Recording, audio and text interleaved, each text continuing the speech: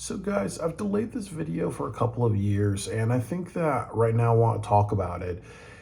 And it's called the Great Program. And I think that, what it was that there was this program in Guilford High School in Guilford, Connecticut, where people would do an open mic and speak about their lives, and it was a way for people who have things off their chest to express, how they feel about life and diversity and what's going on with them, like a way for people to communicate their feelings. And it ended maybe a few years after I graduated, and then also after someone gave a controversial talking point subject matter. They just stopped doing the open mic things, and then they also stopped because what would happen was that there would be a lot of teachers that'll be listening, and then they'll be making notes, and then they'll be calling parents and being like, okay, maybe your kid needs therapy, maybe your kid um, has this mental health issue, just ultimately almost like, just really just, it's almost like, you're doing confession, and you're doing confession, and then the priest is actually taking notes and giving it to the cops, really. So it really stopped for that reason. So what happened was that I spoke on stage, and I just gave a speech about saying like how I hated being African American. And I think that the first thing I want to do is talk a little bit about my backstory. That first of all, I am not black. I self-identify as mixed race, but I grew up in a lot of white communities. And in a lot of white communities, what happens to black people, especially in the 90s, like people will think that I'm a nigga from the hood. I'm Mr. Rapper. I'm Mr. What white people walk up to me and say like, "What? How's it going, my nigger?" or "How's it going, my nigga?" Do you have a blunt on you? Peace, my nigga, and all those other things. And then the other part of it, um, is also too, people assuming that I'm good at basketball and that I'm really into, rap and all the other cultures. Like I remember like my first year of high school, I was getting a lot of criticism for wearing a Pink Floyd shirt because, black people are supposed to listen to Biggie Smalls and Tupac, not Pink Floyd, really, So I dealt with that type of racism where everybody wanted me to be a pants sagging hood nigga gangster, like, be, Riley Freeman. So that's one of the reasons why I was ashamed of being African, of having black heritage. The other big thing is my family life. I was adopted by two gay white men, and the way that I was raised was, that I'm their black son, really. So there were some rules in my house, like I was not allowed to put salt on my food because black people have a blood issue. That's what I was told by my adopted parents. Black people have a blood issue. They're prone to high blood pressure. So black people cannot have salt. The other thing was that, when I'm mixed race, but my parents consider me black, and they always like try to point it out like I'm their black son, their black son, their black son, over and over. Or, I remember sometimes going to therapy sessions, and my dad would say, what, we're just two gay guys with three black children. So there always has to be this hammering of that I am an African American when I'm actually mixed race, and that is very offensive. That is almost like saying I have a friend, Jury, who is Japanese, and her husband's from Nigeria, and they had children. So you can't say that they're African Americans. They're half Japanese and half Nigerian. So it is offensive. And she's also Japanese, but she lives in the Boston area. So people can say, okay, well, there's a lot of Chinese people in Boston. Okay, every Asian person we meet in Boston is a Chinese person. It's not good to associate people's stereotypes. It's not good when family says, what, you're black because I say so. You're black because I'm bigger and stronger than you, and I'm your father. I know, like sometimes I've actually seen like medical forms or paperwork that my parents will fill out, and they would always like scribble BLACK on it, like black. They always wanted me to be black, black, black, black, black. So that is frustrating when you come from a family where you're supposed to be the token black man. You're the black kid, and the other part of it is that I was adopted out of a bad situation. The story was that my biological mother was neglectful. I had very poor hygiene as a baby because she would not take care of me. And then also she was abusive to my older brother who had mental health issues. One day, my older brother was misbehaving. She took the glass bottle, smashed it across his face. We ended up in foster care. And when I was told that in like middle school, I think it was like around 11 years old, I remember being traumatized. I remember just not wanting to make friends because I thought that I was gonna be violent and crazy like my mother. And then I was also told adults have problems too. You need to suck it up and move on. um, that's not the best advice, really. Like everybody, trauma is trauma. But the thing about it was that it made me, just say like whatever black heritage I had was bad, really, because I was told that my biological father was white. He was in the military.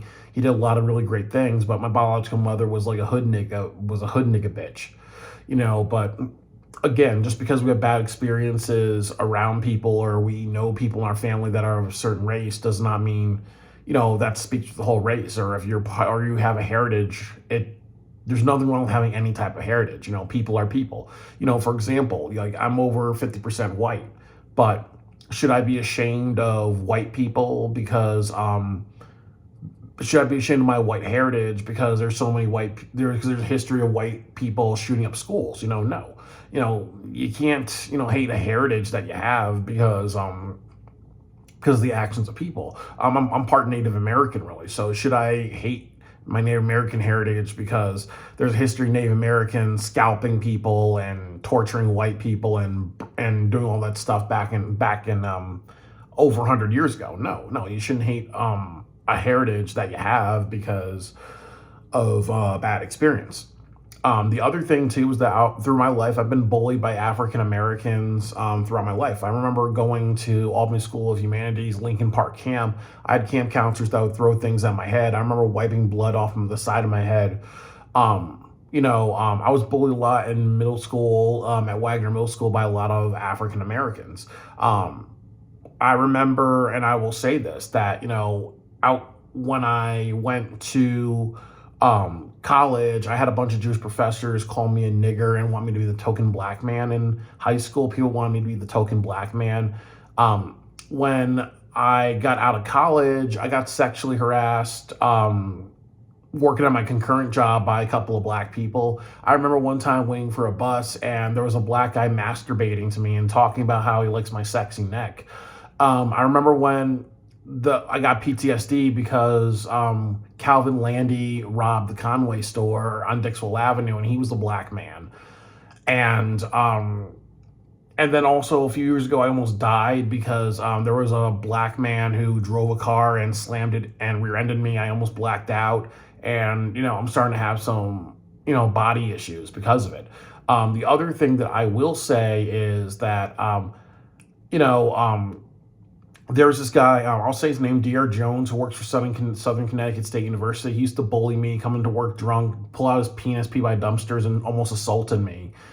When I got in trouble at one of my former jobs, there was a bunch of black people making up lies about me. So it seems like through my life, there's been a pattern of black people causing, just damage to me. It seems like black people are like a black cat in my life. And I will say this, that I met, that's coincidental. That's 100% coincidental. Not every black person in my life has been a horrible person. There's been many black people who've helped me out. I've learned a lot from black people. I've actually, James Baldwin, Sean McKell Basquiat are my biggest influences. I also will say that, you look at, the Boondocks has had a huge influence on my life. The way I do my YouTube channel, being very unapologetic. You see Dash Reacts. I really look up to him and his style. Really, there's a lot of African Americans who inspire me and have had a great influence in my life. So just because you've had bad experiences around a certain race does not mean give you a right to hate a certain race of people. And as I said, I met some very mean white people. I've talked about the 48-hour film project and how there were issues of racism within that organization. How I've met many racist Jewish people in college. I remember, befriending a kid named Richie in middle school who was Asian Chinese, and he actually, took advantage of me. I come from emotionally abusive parents, and they're both white and gay, really. But you can't just hate somebody, even if there's a consistent pattern of through your life. It seems like this race keep showing up in your life doing bad things. Really, it has nothing to do with the race. It's just an unfortunate coincidence. You know, for example, I remember a couple of times I've almost been attacked by pit bulls, but people owning those dogs would tackle those dogs or pull those dogs back. So I've never gotten bit by a pit bull. But should I say, okay, well, that means because I have 4 or 5 times in my life, I should just blow up a dog kennel that's mostly pit bulls? No. Just because you have a bad experience with a race of people, and if it happens over and over in your life, doesn't mean that speaks for the whole race, really. So that does not make any sense, really. But sometimes, as I've said, that when we're mad, we tend to believe our own bullshit, and that can cause a lot of problems. So without further ado, with the GREAT program, I spoke on stage and I just talked about how I hated being African American, and I lost control of my emotions in high school. And it was actually a weird thing. And I'm going to be a little bit honest with you. I read The Crucible by Arthur Miller. So there was a thing about confessionism. So I kind of had in my head, like, I was confessing my sins to the public. The other thing was that I was watching some anime and I had an outer body experience. So I felt like maybe if I confess my sins, maybe it's almost like an angel will come out of the ground, really, and a bunch of green crosses will come out of the ground, and it's going to be like, I'm going to reach enlightenment or a sense of, just a religious nirvana or a religious, transcendence. But like I've said, I was depressed at the time. I was very lonely at the time. I was very introverted. Living in my family gave me a bunch of anxiety. I had a very creative imagination. I've even told some of my teachers about my creative mind, and they've almost encouraged me to go down that really surrealist, creative, as I would call it now, like schizophrenic type of direction, really. So it was really like, a powder keg, but ultimately what happened was I just used a lot of very offensive language. A lot of people laughed at me, and then the school principal pulled me off the microphone. And I've dealt with a lot of depression after that. There's some people quoting some of the offensive language that I said. A lot of people, a lot of white people in my school were using racial slurs. Two things happened that, I had some intuition that my father was called, but he did talk to the school and he did talk to my principal. So what happened was that my principal said that, he thought that I would go on stage and talk about being a proud black man with two gay white parents, because I did grow up because Guilford High School is that too. My role was to be the token black man. I have two gay men as parents. I'm supposed to be a proud black man and celebrate that. Maybe I want to have sex with the gay kid in school, or maybe I want to be his boyfriend for a couple of days. Because of the stereotype that, people who have gay parents are supposed to be metrosexual, bi-curious, or turn out gay, really. Like that was kind of my role, and that's what my principal wanted in a way for me. Is he thought that I should be a proud black man advocating for gay rights, or just advocating for how great it is to have gay parents. So I was using a bunch of offensive language, and I remember my father saying something to me like, Byron, you are a nigger, you boy, you. I adopted 3 niggers. Also, your older brother is a nigger. Your younger brother, the blackest kid, the very dark kid, is the biggest nigger we have, because he was trying to illustrate with me with some of the offensive language that I was using is, that was not okay, really. But it was also saying things like, like all black people are your people, like they're your people, Byron, and all the other stuff. And my dad's white, really, but it was also just a lot of just like, if you argue with me, I'm gonna smack you in the face, type of thing, really. So they made a choice, and the choice was that they thought that I was autistic, and I was so autistic that I don't understand that when Dave Chappelle does a Clayton Bigsby sketch, or when other people like joke around using the N-word or being politically incorrect humor, that I take it too seriously. And that was actually not the case, really.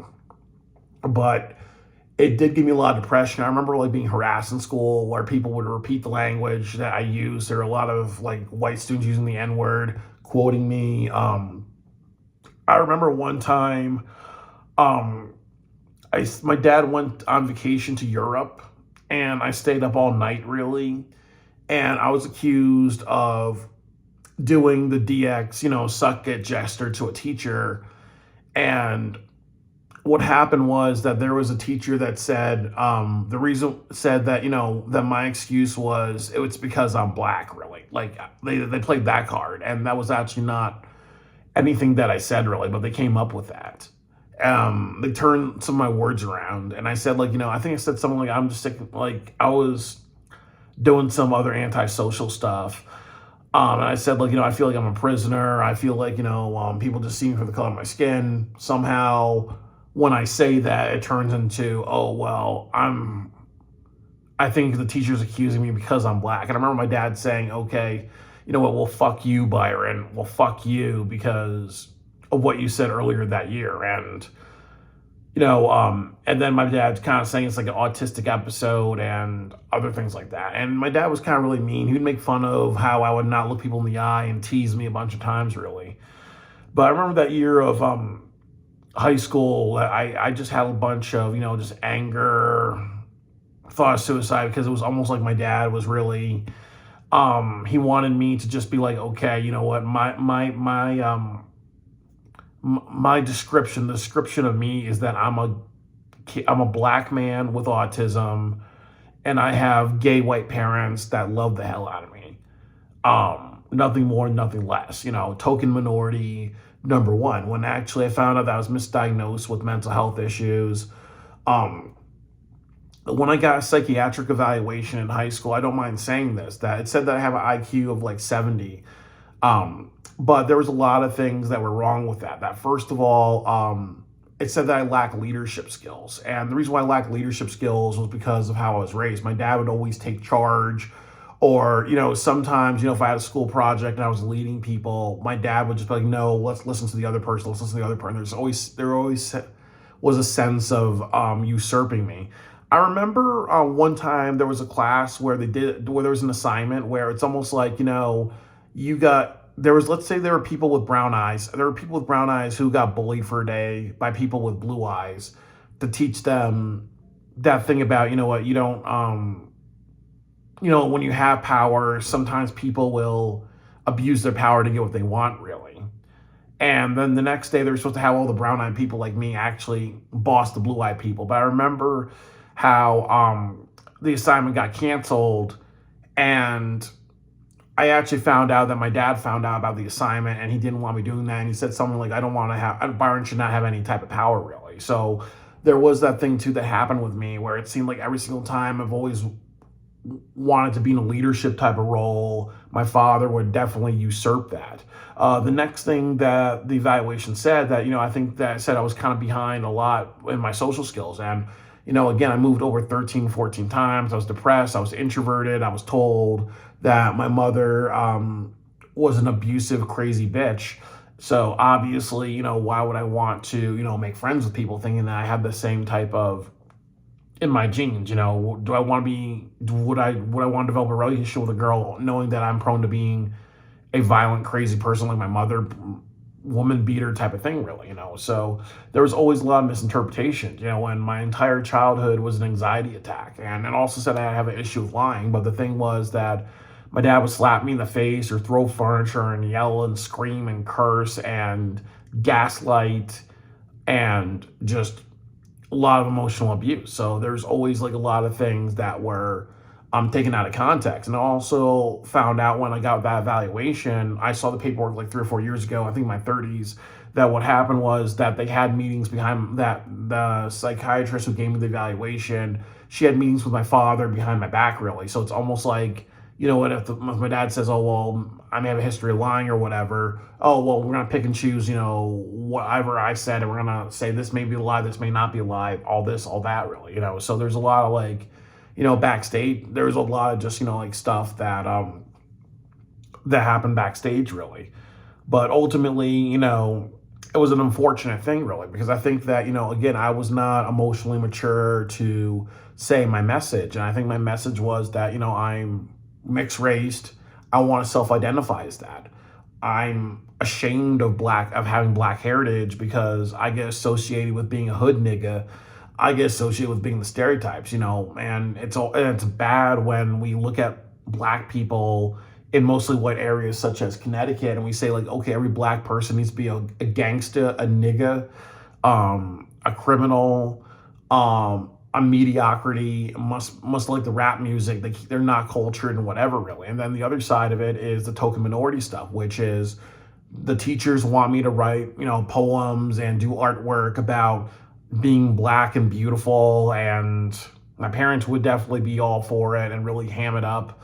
And I'm supposed to like, maybe, as I said, have sex with the gay kid or date the gay kid or have a metrosexual relationship or a bi-curious relationship because I have gay parents, and that's kind of like what people wanted from me. But it's unfortunate. But I think that sometimes the other unfortunate thing was that I harbored a lot of anger and pain because my biological mother was very abusive, and the stories of her and just the thing that my dad said, adults have problems too, you need to get over it, move on, let her live her life, and no consequences. Just like, oh well, she almost beat me and my brother to death. Oh well, you know what, let's just shut up and let's let it go and have dinner, just like that. Really, that's just not cool. That made me harbor a lot of pain. And I know, like, at one time, my dad felt really, really guilty about it. But the thing is, like, well, fuck him, and that's one of the reasons why I don't respect my father and lost a lot of respect for him. The other thing about it is that my adopted parents, they were both abused as children. So I understand that, as they say, that if you are abused as a child, sometimes you turn into an adult that's not sympathetic, really. I've learned that about my adopted parents. Emotional abuse, humiliation, only seeing me as my skin color and only seeing me as a person with mental illness. That's just, that's just really my parents in a nutshell. If I'm successful, I'm Mr. Asperger syndrome, or I'm Mr. Helen Keller. I had mental health issues when I was a kid. I was behind, but again, when you are in an abusive and neglect household, and then also too when you're in the foster care system and nobody gives a fuck about you, you're just a child in the system where people want to make money off of you because the more foster care kids you get, the bigger the check you get from the government. That's the root cause of why I'm maybe behind, really. And then also too, when I used to talk a lot and be very educated and cultured, my dad would tell me to shut up and other things like that, where like I said, I could have been young Sheldon, but people tell me to shut the fuck up, really. Part of it is the race thing, but part of it is I grew up in a generation of, kids get smacked. You have a kid that's a prodigy. Sometimes you tell that kid, oh, you're too smart for your own good. We don't want you being cultured. We don't want you going further than your father, really. So it's unfortunate. It's also very unfortunate I didn't get the help that I needed, because I remember, like, one time in high school, I was messing up a lot, and I messed up a couple of times, and they wanted to put me on medication, but I saw a psychiatrist. They gave me an evaluation. He said that I was depressed. My dad walked in and said, I have an issue with washing my hands too much. Boom, I'm autistic. My dad elbows me in the shoulder, and he says, you know what, I was looking out for you, and he was winking like at me because he really wanted to. That was my dad's big thing. He really wanted me to be the black autistic kid that needs his white help, really, that needs to be put on medication and all that. And I even thought of suicide a lot of times when I was in high school, because my dad put me on medication, and it was almost like, now he notices that I do good in chemistry, now he notices that I get good grades in all these other classes, because now he's like, okay, well, now I'm intimidating Byron, now I'm putting him on medication, now all of his goals, all of his accomplishments are because I put pills down his throat. We all know, nobody knows this, but I would probably smack the shit out of Byron if he didn't take his medicine. So it turned into a lot of just like, okay, you know what? Byron is great because I stepped in and I drugged him. I put him on medication, or I interfered in his evaluations. So people will say that he's mentally ill instead of a person who's dealt with multiple traumas, really. And unfortunately, and also in social situations where, again, I'm the black kid, I'm supposed to be the African American, mentally ill, having two gay white men as parents, that's supposed to be my identity in this world. And definitely when I was fighting against my identity, I was reminded that no, that's not your role. Your role is you're black, you're mentally ill, and you have two gay men that love you. And maybe if you have a bisexual relationship, you know what? That would be, that would be grand because, it fits into the stereotypes, So it's unfortunate that the grade program, again, it was kind of, a setup for people to talk about their problems and then get ratted out to their parents. It was also, bad that with what I've said, and how it got taken out of context. And the principal took my microphone and I could have explained myself a lot more, or he could have been a real principal and actually taught me how to articulate my emotions well. That didn't happen really because he was expecting me to do the shtick of, hey everybody, my name is Byron. I'm learning disabled. I have two gay white parents that love me. They saved me from a black mother that's a crazy nigga bitch, and I'm proud of my black heritage. Black is beautiful, and Chris Fonadella, you're a beautiful, you're gay, and I want to try being bisexual with you because that's what kids of gay parents do. They're all about getting some penis as well, really. They're all about the bisexuality.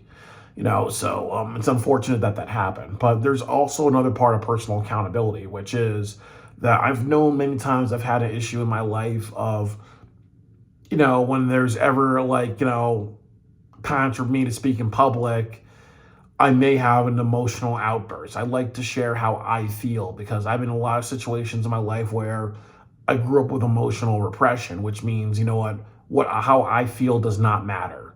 How I feel gets convoluted and distorted.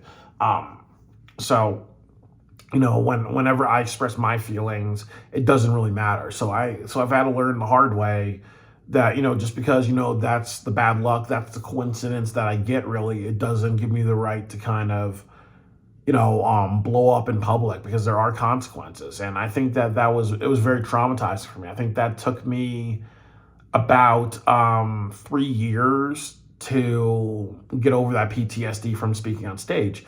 And also I will share that, my blow up on stage, even though it made me think of suicide and depression, even though it gave me PTSD, even though it became a catalyst for me to do self-destructive behavior, all stuff that were my choice, it was voted as, the best moment in the school yearbook. The grade program was like the top thing in our school, and I got some teasing about that, really. So, me talking about how I hate being black and other very emotionally immature things because I was not in control of my emotions at that moment, that automatically was in the school, every school year, in our school yearbook, that was the top thing, really. And later on, I've told people in my high school and other things, the real backstory of me, the abuse, the inappropriate things that I had to endure, the bullying, the racial expectations, really. So there's a lot of people that have apologized for me, but it was a very unfortunate thing. But I've also will apologize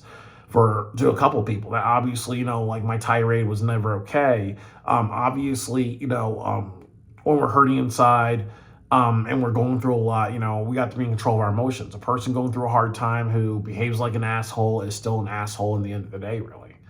And that's what I would say to my teachers and anybody else like that. And then also, too, the other big thing I learned is that if you do crazy off-the-wall bullshit, what happens? You gain a bad reputation. Because, I got accused of doing the suck-it gesture to a teacher, the DX suck-it chops, and I didn't do that, but they accused me, and they twisted my words around because, that's just what they did, really. But obviously, if I stayed out of trouble, that would have not happened. But also sometimes, as I've learned, that sometimes when you have a bad rep or sometimes when you're misunderstood, sometimes you deal with ignorant and bigoted parents, you have to, keep your shit above water. I think if I would say anything, to my younger self, I would say, you got to keep your head above water. I should talk to my dad and I should apologize. I should just go to the school, talk to my principal and tell everybody, this is where I came from. I want to apologize, but I was also wrong. Just because you've had bad experiences around a certain race of people, just because you've had family members who have done some bad things, it does not give you the right to be a hateful person or even hate that heritage that you have, really. And if other people are bigoted and prejudiced and they're only going to see me as a black man when I'm mixed race and they're not going to listen to the other side, I got to just be like, you know what? Fuck it. And it's the same thing with mental health issues. If people are going to assume that I'm a retard or or maybe I'm slow or behind socially, or maybe schizophrenic or depressed, or maybe I have a delusion that I'm mixed race instead of black. Um, I don't give a fuck. I'm okay with who I am. And as I've learned that if people have an issue with me, it says more about their psychology than my psychology. Because we should all be treating people right. We should all be treating people with respect, and I've ultimately learned to overcome my ignorance, but the great program was not a good environment for anybody. And I think that, in a way, I kind of martyred myself to kind of end it, but, with the wrong method, really. As I said, just going on a tirade was not okay, because I was hurting about my biological mother and the story of her and all that other stuff. I should have just, talked to a counselor about my feelings instead of just what I did, really. And I also just understand too that, nobody is a prophet. Nobody is like, when you kind of confess what's going on with you or how you're hurting on the inside, sometimes there are people who get schizophrenic and think that it's a spiritual awakening or it's like a trial by God, really. There's people who think that, but that's all just, that's just something you create in your own head, in your own imagination, really. So don't be out of touch with reality. I apologize for like what I've said, but it wasn't handled well. But I also like talking about the other side of it, which was that it was definitely it was not a program that was supposed to bring people together and actually advocate for anti-prejudice. Really showed a lot of prejudice that people did have and a lot of ignorance that people did have, and it ultimately created a lot of division. So at least I kind of exposed, at least my actions exposed that. And it was actually kind of funny because I remember the guest speaker saying something like, you guys are the nicest, kindest, compassionate people that I ever met. And it seems like what I did kind of highlighted that he should have second guessed himself.